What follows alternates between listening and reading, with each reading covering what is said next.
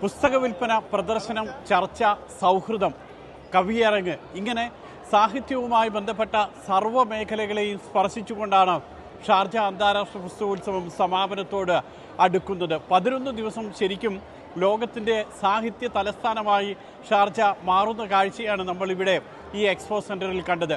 ഏതാണ്ട് 118 രാജ്യങ്ങളാണ് ഇത്തവണ മേളയിൽ പങ്കെടുത്തത്. 2350-ലധികം പ്രസാധകർ കേരളത്തിൽ നിന്നടക്കം ഇന്ത്യയിൽ നിന്നും മറ്റ് പല രാജ്യങ്ങളിൽ നിന്നുമായി പങ്കെടുത്തു.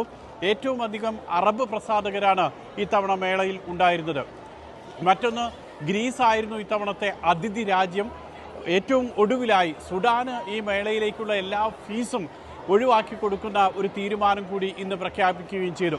അതോടൊപ്പം തന്നെയാണ് ഹോളിവുഡ് നായകനായിട്ടുള്ള വിൽ സ്മിത്ത് അടക്കം പ്രമുഖർ പങ്കെടുത്തു. ഇന്ന് കവി സച്ചിദാനന്ദൻ മലയാളികളുമായി സംസാരിച്ചു. അതോടൊപ്പം തന്നെ നാളെ വയലാർ അവാർഡ് ജേതാവ് സന്തോഷ് കുമാർ സംസാരിക്കുന്നുണ്ട്. ഇങ്ങനെ എല്ലാ സാഹിത്യ മേഖലകളിൽ നിന്നുമുള്ള ആളുകളും ഇത്തവണ മേളയ്ക്കെത്തി. ഏതാണ്ട് 20 ലക്ഷത്തോളം പേർ ഇത്തവണ ഇതുവരെ മേള സന്ദർശിച്ചു എന്നാണ് മനസ്സിലാക്കാൻ കഴിയുന്നത്. 12 ദിവസത്തെ മേള, കഴിഞ്ഞ വർഷം ഏതാണ്ട് 22 ലക്ഷം പേരാണ് സന്ദർശിച്ചത്.